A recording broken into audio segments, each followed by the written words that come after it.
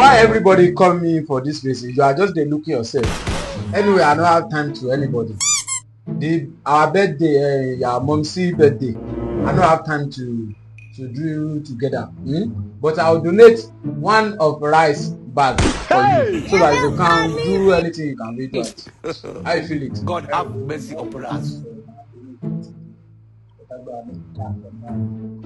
Me. No, shut up. You no talk. You have a teenager for this house. Jesus! Everybody dey talk. You won't talk your own. I don't talk your own, Jerry. So I don't have much to say, I'm a gentle, perfect man.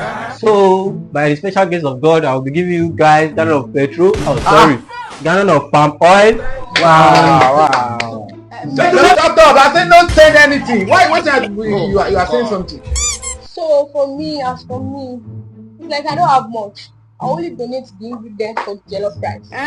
But why you are doing like this now? You have boyfriend. Why you not donate plenty something for our mommy birthday? I'm sure.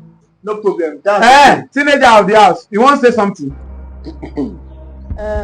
What I want to contribute is whatever get me, and they get a lot of King Victor Nigeria Enterprise.